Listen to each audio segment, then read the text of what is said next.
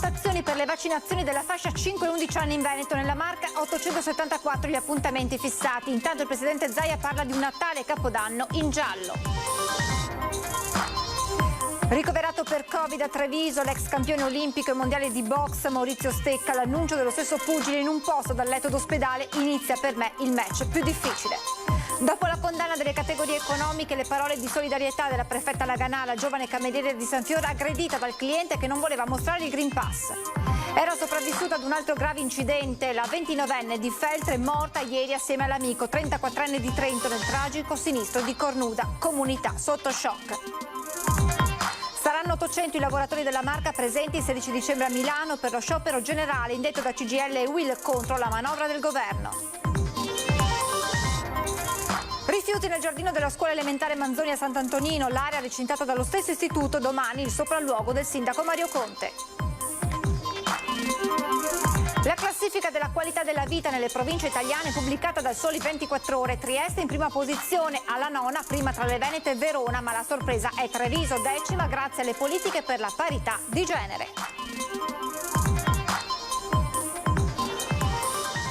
Buonasera e ben ritrovati con le notizie da Treviso e provincia. Apriamo proponendovi il sondaggio di questa sera che si occupa di politica e di quello che è un po' il tema di discussione di queste settimane, ovvero l'elezione del nuovo Presidente della Repubblica. La partita del Quirinale si fa sempre più accesa, tra questi da tempo c'è quello del Premier Mario Draghi, anche se il diretto interessato non ha ancora deciso se avallare o meno la candidatura che aprirebbe nuovi scenari sul governo. La domanda alla quale vi chiediamo di rispondere è: Quirinale, Draghi Presidente della Repubblica? Se la vostra risposta è sì, il numero è lo 0422 16 691. Se la risposta è no, il numero da comporre è lo 0422 16 690. La chiamata è gratuita ed è sufficiente uno squillo perché venga correttamente registrata. Anche se sentite occupato, non preoccupatevi, perché la vostra risposta sarà comunque elaborata dal nostro sistema all'esito del sondaggio questa sera nel corso di Ring. E adesso parliamo delle vaccinazioni per quanto riguarda i bambini nella fascia 5-11 anni, perché nel pomeriggio si sono aperte le prenotazioni. In Veneto sono 5.627 gli appuntamenti fissati in queste prime ore, 874 nell'US 2. Intanto il presidente Zaia parla, come già aveva detto, di un Natale ma anche di un Capodanno in zona gialla, governatore che poi interviene sulle minacce delle ultime ore al Premier Draghi. Sarà la possibilità di prenotarsi sul sito della Regione dalle 14 di oggi. Confermato dunque l'avvio già dal pomeriggio delle prenotazioni per i vaccini rivolti ai bambini tra i 5 e gli 11 anni, appuntamento che potrà essere fissato solo al compimento del 5° anno del proprio figlio. Previste corsie preferenziali con orari dedicati per evitare lunghe attese ai più piccoli, 2 le modalità che ogni ULSS potrà in piena libertà adottare, o negli ambulatori dei pediatri o negli hub vaccinali. Anche la prenotazione avverrà o direttamente contattando il medico o nel portale della Regione. Abbiamo 2 arrivi.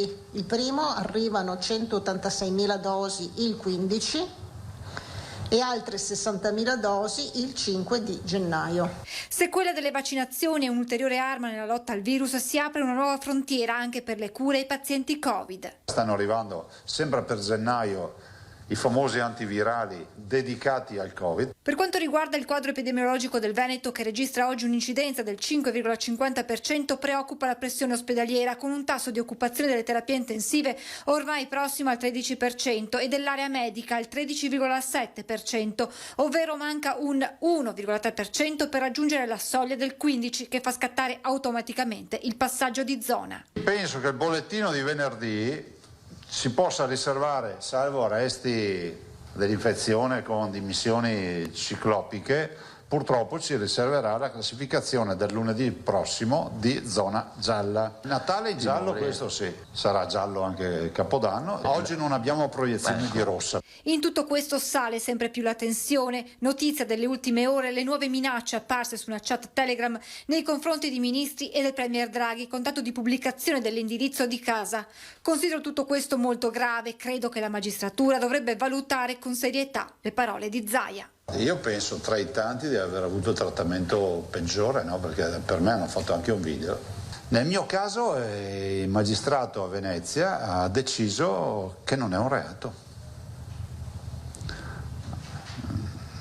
Per cui non so se poi, se siamo tutti nello stesso paese, immagino che a livello nazionale tutti decideranno che non è un reato. Se a voi sembra normale che fare un video per andare a casa di uno non sia da prendere in seria considerazione, ne prendo atto. Il problema è che l'omologazione che purtroppo a volte con queste archiviazioni c'è, o la sottovalutazione peggio ancora, dà la stura a una legittimazione a 360 gradi.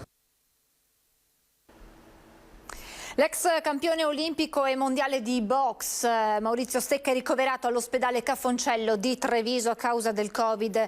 Riminese, 58 anni, da tempo residente a Casale sul Sile, è stato proprio lui a dare notizia del suo ricovero in un post condiviso dal letto d'ospedale. Aiutato con l'ossigeno nella respirazione, Stecca ha rassicurato amici e fan sulle sue condizioni di salute. Ho cominciato il match più difficile della mia vita contro il mio avversario chiamato Covid, ha scritto Stecca. Anche dopo aver fatto la seconda dose ero pronto per la terza, non lo so quante riprese ci saranno da fare, sicuramente tante. Io abituato a tantissime battaglie, sempre vinte, sicuramente non indietreggerò mai a questo maledetto avversario, conclude il pugile. Anche il prefetto di Treviso interviene nella vicenda della giovane cameriera di San Fiore aggredita da un cliente che non voleva esibire il Green Pass.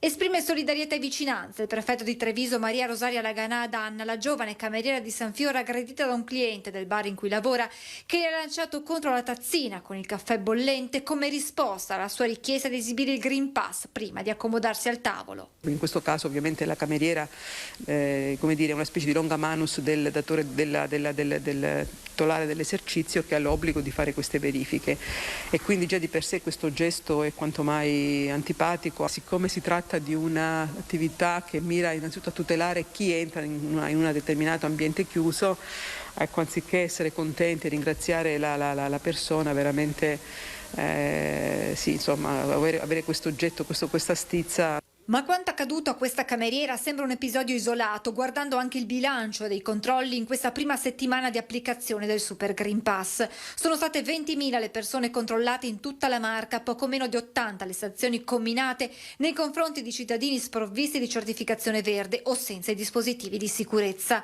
Sono stati invece 1.800 gli esercizi pubblici verificati, una trentina quelli sanzionati. Numeri che evidenziano l'attenzione e il senso di responsabilità dimostrato anche nel fine settimana, quando i centri storici sono stati presi d'assalto per lo shopping natalizio, come a Treviso, dove la maggior parte delle persone ha indossato la mascherina anche all'aperto. Ed è anche il motivo per cui mi consta il sindaco di Treviso non ha ritenuto di adottare al momento alcuna ordinanza, proprio perché abbiamo tutti notato una sostanziale rispetto anche di questa precauzione in maniera spontanea. Oste contrario ai vaccini, contagiato dal Covid che gli è stato fatale, accade a Follina. Il 63enne aveva nascosto il precipitare delle sue condizioni anche alla moglie. Fino all'ultimo si era rifiutato di andare in ospedale. La sua scelta di non vaccinarsi la conoscevano tutti, familiari e clienti. Nella sua osteria, a pochi passi dall'abbazia di Follina, chissà quante volte in questi mesi se n'era parlato. Ma quando il Covid lo ha colpito lo ha fatto pesantemente e Fabrizio Biz, 63 anni, un passato da calciatore, si è spento lasciando nello sgomento un'intera comunità. Fabrizio non voleva vaccinarsi, non diceva che era una scelta personale da fare, che lui rispettava, come ha sempre rispettato nella sua vita, le idee degli altri, però non voleva vaccinarsi, anche di fronte al fatto che io qualche volta gli avessi detto: guarda che con la tua attività sei portato a incontrare tante persone e probabilmente sei più a rischio di tanti altri. Lui diceva: ma vediamo, ognuno può fare le sue scelte, però è una scelta che gli è costata cara. Che stesse male lo sapevano in pochi, l'osteria era chiusa per dei lavori di ristrutturazione, anche in casa l'oste aveva nascosto alla moglie le sue reali condizioni. La quale poi si è resa conto dopo il secondo giorno che le cose stavano un po' precipitando e andando contro anche il suo volere l'ha fatto ricoverare. I funerali di Fabrizio Bizz saranno celebrati mercoledì alle 14:30 nella chiesa di Valmareno. La speranza del sindaco è che l'osteria, un servizio per la comunità prima che un'attività commerciale, possa riaprire. Anche la moglie del 63enne ha contratto il virus, ma essendo vaccinata in forma lieve. Anch'io nello stesso periodo sono stato positivo al Covid, però stando a quello che mi è stato detto dai medici l'ho avuto in forma lieve perché eravamo tutti vaccinati in famiglia, per cui vorrei invitare proprio da questa emittente a coloro che non sono ancora vaccinati, li inviterei proprio, avendolo passato personalmente e avendo vissuto questa tragedia che ci coinvolge anche come famiglia, che fosse meglio pensarci sopra bene. Hanno riguardato anche la Marca e la provincia di Venezia i controlli effettuati dal NAS nelle discoteche di tutta Italia per verificare il possesso del Super Green Pass. Anche la discoteca Odissea di Spresiano e il Diamantic di Gaiarine tra i locali controllati dai carabinieri del NAS nel corso di una vasta operazione sull'intero territorio nazionale. I militari hanno verificato il rispetto dell'obbligo di possesso del Super Green Pass per accedere ai locali da ballo. Le verifiche sono state effettuate sia all'esterno che all'interno delle strutture. Identificate complessivamente 102 persone, tutte in regola. I controlli hanno interessato anche 4 discoteche nel veneziano, Molo 5 di Marghera, Area City di Mestre, Palmariva di Fossalta di Portogruaro e TNT di Lugugnana, senza riscontrare, come detto, nessuna violazione. A livello nazionale invece l'attività del NAS ha portato complessivamente alla chiusura di 8 locali e a sanzioni per 50.000 euro. Domenica da grandi numeri, quella di ieri per il centro di Treviso, che tengono alto il tema mascherine, con il sindaco di Conegliano Fabio Chies, che chiede di uniformare in tutta la provincia l'obbligo dei dispositivi di sicurezza all'esterno. Oggi la replica di Mario Conte, proprio presidente ANCI.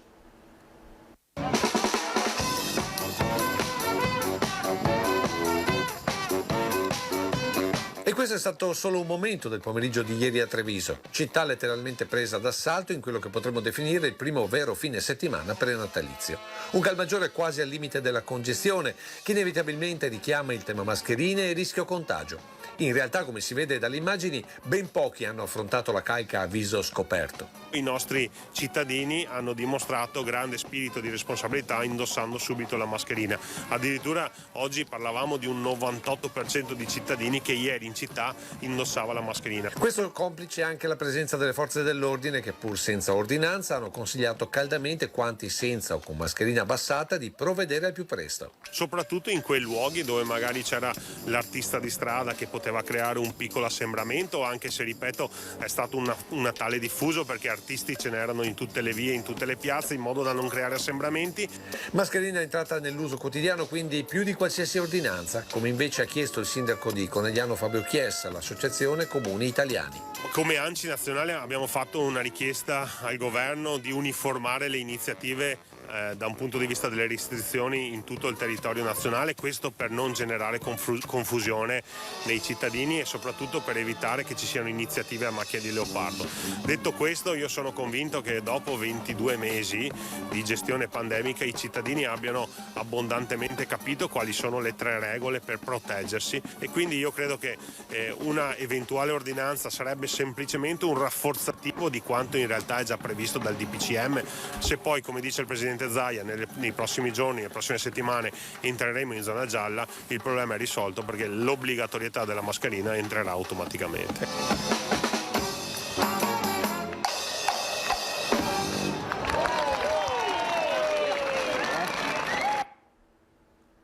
Era stata segnalata nei giorni scorsi come l'auto utilizzata per una serie di furti, la Fiat Bravo, intercettata e bloccata nel fine settimana dai carabinieri di Casale sul Sile lungo via Nuova Trevigiana. A bordo un 34enne albanese che ha tentato di fuggire a piedi, venendo bloccato e arrestato per resistenza pubblico ufficiale. Dietro la schiena, infilato nei pantaloni, aveva un grosso cacciavite.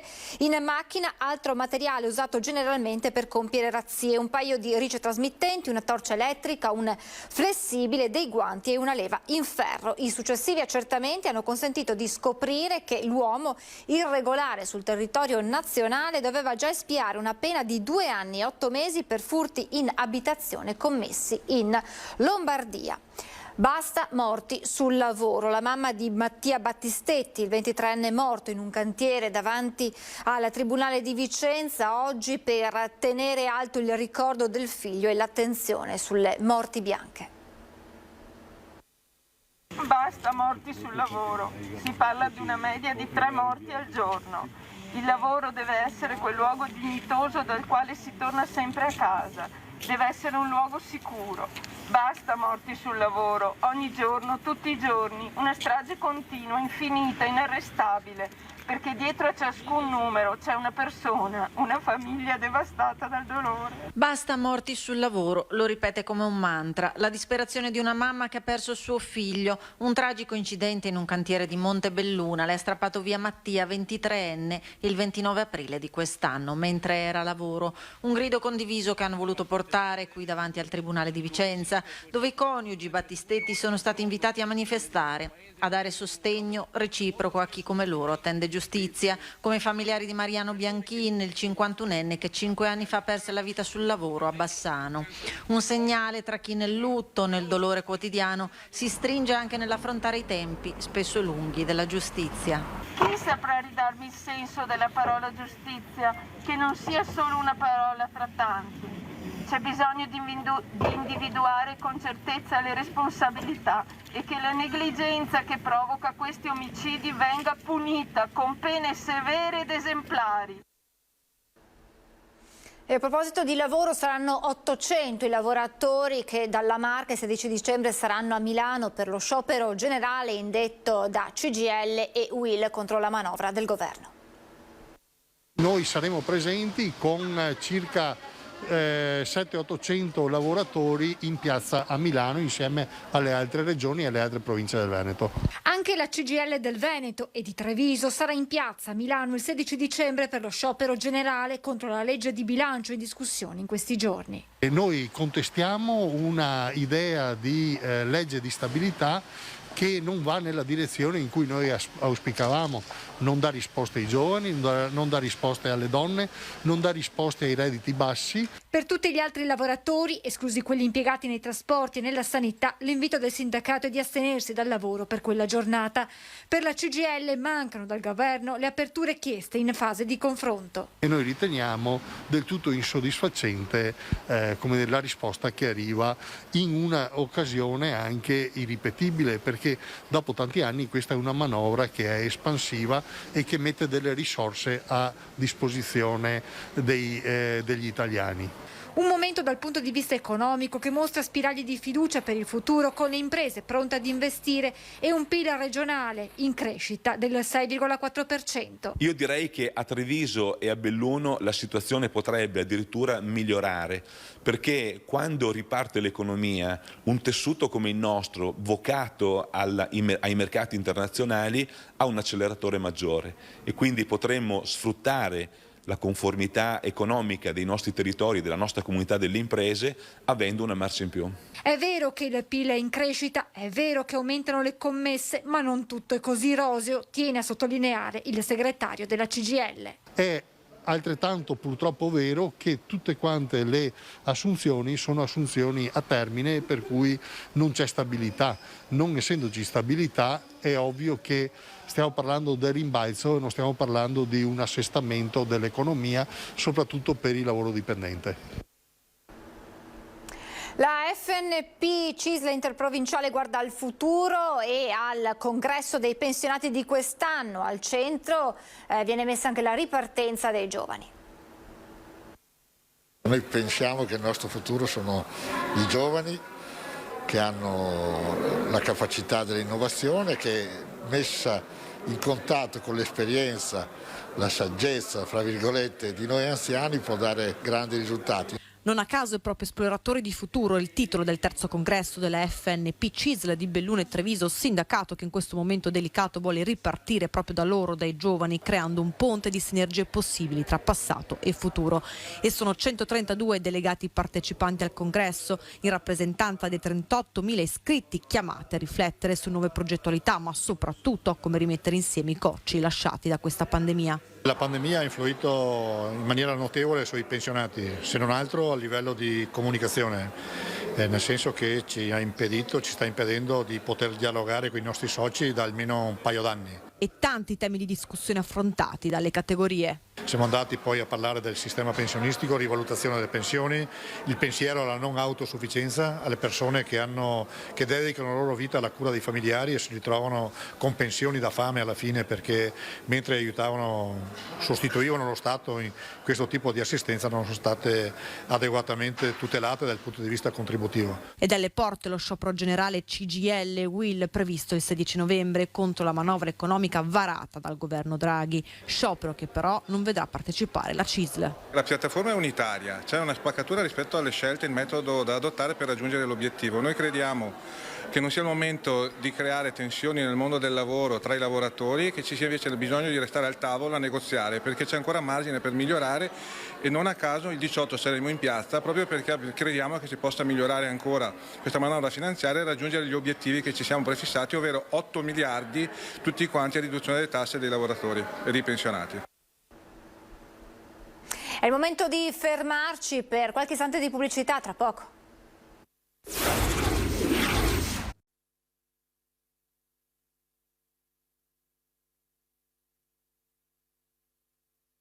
Parliamo della classifica sulla qualità della vita pubblicata dal Sole 24 Ore, Trieste in prima posizione, alla nona, prima tra le Venete, la provincia di Verona. Ma la sorpresa è Treviso, la Marca trevigiana, decima grazie alle politiche per la parità di genere. 7 province tra le prime 10 si collocano a nord-est e la new entry è proprio Treviso, decima grazie a un balzo in avanti di 19 posizioni che deve all'emancipazione delle donne e alle politiche per ridurre la disparità di genere. La classifica della qualità della vita stilata dal quotidiano Il Sole 24 Ore premia la Marca grazie ai nuovi parametri introdotti tra i 90 indicatori presi in considerazione. Prima in Italia dunque Treviso per qualità della vita delle donne. Questa è una grande soddisfazione che paga lavori partiti da lontano. Io penso che tutto trovi lo start-up, la partenza, da quando gli enti pubblici sono chiamati a stilare i piani di azioni positivi per la questione di pari opportunità. Quando arrivano a questi risultati significa che la strada intrapresa è quella giusta, sulla quale comunque c'è ancora molto da fare. Politiche delle grandi e piccole cose, quelle che le amministrazioni stanno mettendo in campo in questo senso. Oggi c'è il tema del rispetto della donna, per esempio, e il tema dei femminicidi, ci sono tanti temi da affrontare, i temi dei padri separati che non hanno magari diritto a vedere i propri figli nel momento in cui le famiglie si rompono, ce ne sono questioni di genere sia da una parte che dall'altra. Nel confronto e nel dialogo si trovano le occasioni migliori e le soluzioni migliori per appianare questa che non dovrebbe essere una questione in una società civile. Treviso 11ª per qualità della vita dei bambini, di contro solo 105ª, ed è questo il dato più negativo, per presenza di librerie. Rimane positivo l'indice della criminalità con la Marca quartultima in Italia per numero di denunce ogni 100.000 abitanti. Province che devono tornare a essere dei punti di riferimento anche istituzionali, conclude Marcon, a pochi giorni dal rinnovo di Presidente e Consiglio. Bisogna tornare a dare la possibilità ai cittadini di esprimersi. Anche questo è un criterio democratico che potrebbe consentirci di fare ancora qualche passo in avanti quando parliamo di qualità della vita. Rifiuti nel giardino della scuola elementare Manzoni e nelle strade del quartiere di Sant'Antonino a Treviso, domani il sopralluogo del sindaco Mario Conte. Sulla panchina spesso ci sono persone, sì, non che dormono, ma che magari passano là tutta la mattinata con magari bottiglie o altro, e i cestini sì, sono sempre pieni. anche questa mattina c'era l'immondizia per terra. E questo è quello che succede ogni giorno davanti alla scuola elementare Manzoni, una panchina a rifugio di senza tetto e un cestino sempre colmo di spazzatura. Rifiuti dentro e fuori gli appositi raccoglitori, spesso lasciati qui accanto alla panchina, ma anche all'interno del giardino della scuola, già transennato per evitare il contatto con i bambini. Un problema di rifiuti che riguarda tutto il quartiere ormai da anni. Hanno fatto una petizione, mi sembra un paio d'anni fa, ma il risultato non è che si è visto, perché il problema non è solo in questo cestino qua, ma anche nella zona dietro questi caseggiati, che c'è un parchetto che sono sempre pieni anche lì i cestini. Gettano per terra e anche tutto lungo la strada che porta alla chiesa votiva, per cui non ci si salva. E domani mattina il sopralluogo del sindaco Mario Conte insieme al comandante della polizia locale. Non si esclude la rimozione della panchina, scelta che potrebbe sembrare un déjà vu come le panchine tolte in era Gentilini. Se sarà necessario tireremo via anche la panchina, perché o le panchine servono per i cittadini per bene che hanno voglia di passare del momento insieme e riposarci, ma se le panchine servono invece per diventare punto attrattivo per spacciatori e balordi, in quel caso la panchina non serve più e quindi evidentemente è il caso di toglierla. Voltiamo pagina. Borso del Grappa, 100 candeline per Domenico Salvalaggio, classe 1921, superstite della Seconda Guerra Mondiale. Da parte di tutti, tanti auguri. Traguardo invidiabile per Domenico Salvalaggio, classe 1921, che ha festeggiato i suoi 100 anni con tutti gli onori del caso, in famiglia ma anche con i saluti ufficiali del sindaco e delle associazioni di ex combattenti. Lui che da Borso del Grappa, il suo paese, era partito per la Seconda Guerra Mondiale e che poi è stato anche internato militare e prigioniero in Germania. Mi sono aiutato col treno a dove vive. Pochi anni fa Meno Bartoldo, come è conosciuto da tutti, aveva anche scritto un libro, Le memorie dell'internato, numero 80.822, e ora, meritati, anche una serie di regali simbolici e il riconoscimento dell'amministrazione comunale di Borso del Grappa. L'amministrazione comunale, in segno di sincera e profonda stima, gli consegna le chiavi del paese. Siamo alla pagina con le notizie da Belluno e provincia.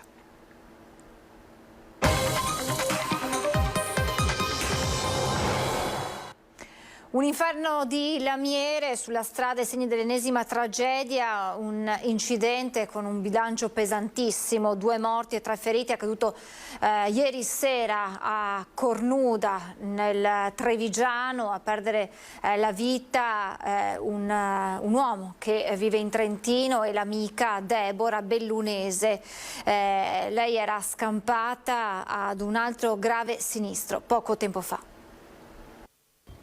Una scena agghiacciante, quella che si sono trovati di fronte i soccorritori, i 2 corpi esanimi intrappolati in una delle auto, all'interno in silenzio, a poca distanza l'altra vettura da dove provenivano i lamenti dei feriti.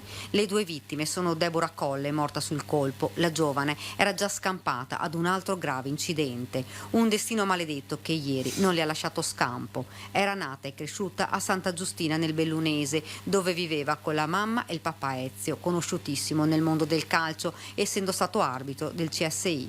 Aveva lavorato come commessa e stava cercando un impiego. Una famiglia che è veramente chiusa nel dolore. Come amministrazione, come comunità di Santa Giustina ci stringiamo attorno alla famiglia, ai familiari in questo momento difficile. L'amico che guidava l'auto, Adriano Corona, 34 anni compiuto lo scorso maggio, amava la montagna, la natura ed il suo lavoro di pizzaiolo che lo portava a trascorrere lunghi periodi nel Primiero, ma anche spostarsi per l'Italia per fare la stagione. Un frontale che ha sconvolto più comunità. È accaduto ieri nel tardo pomeriggio, a terra, i segni dell'ennesima tragedia della strada. Da una prima ricostruzione sembra che la Skoda Ottavia, che viaggiava sulla Feltrina in direzione Montebelluna, all'improvviso abbia sbandato finendo nell'altra corsia proprio mentre sopraggiungeva la Nissan Qashqai. Al vaglio dei carabinieri il motivo che ha portato l'automobilista ad invadere la corsia opposta. Un impatto violentissimo, un boato, Poi un silenzio surreale. Immediatamente si sono fermate alcune auto di passaggio ed è scattato l'allarme. Sul posto, oltre alle forze dell'ordine, diverse ambulanze e i vigili del fuoco che hanno liberato gli occupanti delle 2 macchine bloccati tra le lamiere. I 3 feriti della Nissan, tutti stranieri, sono stati portati via in diversi ospedali. Il più grave è stato trasportato all'ospedale di Treviso. Le sue condizioni sono stabili. Sulla strada le 2 auto, la parte anteriore completamente distrutta. Tutte e 2, dopo l'impatto, sono finite contro il guardrail. Lungo la Feltrina, in quel punto esatto, gli automobilisti passano, rallentano, i segni della tragedia ed il dolore di altre 2 vite spezzate.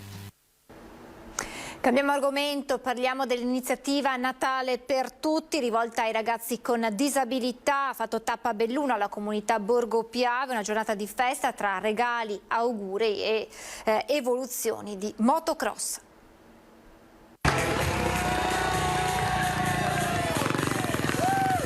Far vivere la gioia del Natale regalando qualche ora in allegria tra regali portati direttamente da Babbo Natale e le emozionanti evoluzioni di motocross. Anche quest'anno lo show natalizio a tema motori di crossabili e del campione di freestyle Alvaro Dalfarra è arrivato a Belluno. È un progetto che è unico ed è una figata. Che cosa significa per lei lavorare con questi ragazzi? Non è lavorare, è divertirmi con loro. 1600 i ragazzi dei centri diurni del Veneto coinvolti in 7 giornate ricche di emozioni.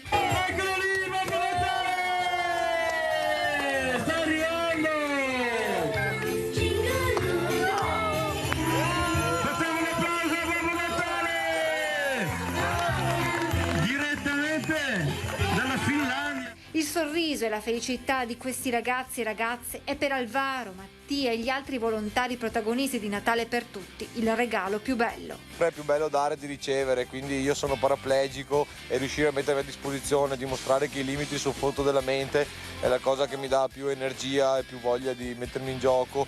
Faccio questo solo per sentirmi dire grazie dai ragazzi e per farmi abbracciare forte e vedere l'amore vero.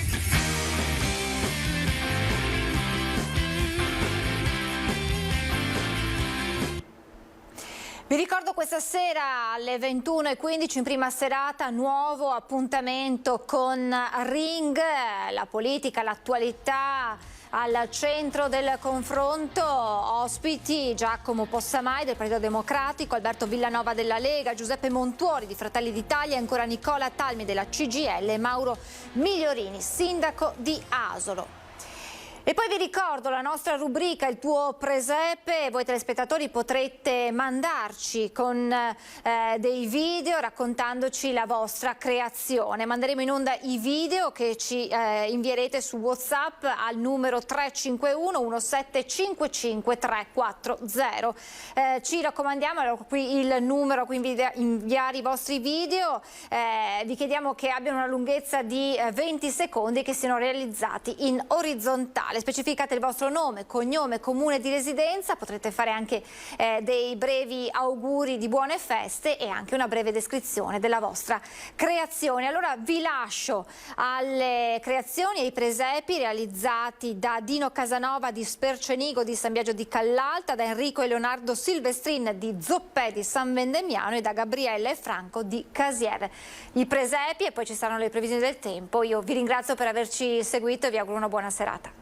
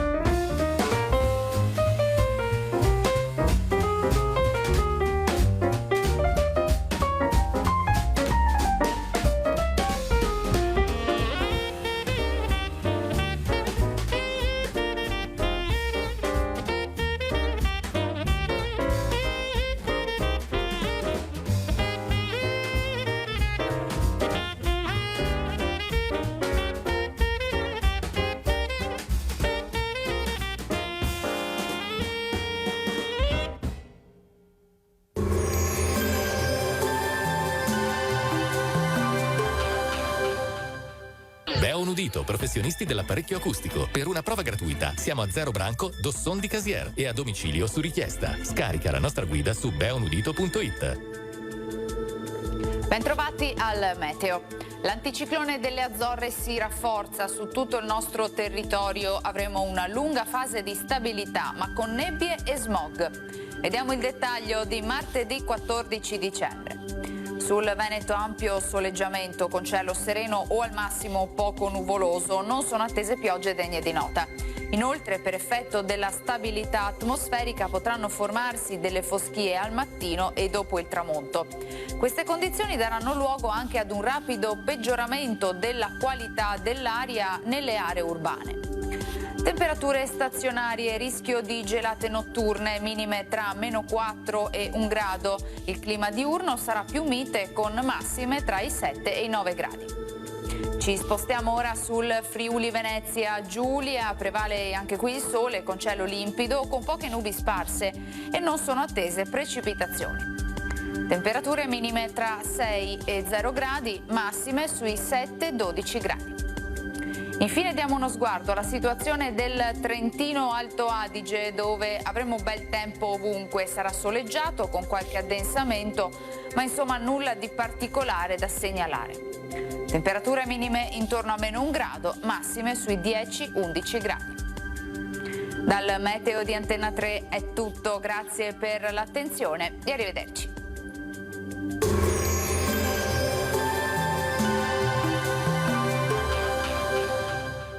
Beon Udito, professionisti dell'apparecchio acustico. Per una prova gratuita siamo a Zero Branco, Dosson di Casier e a domicilio su richiesta. Scarica la nostra guida su beonudito.it.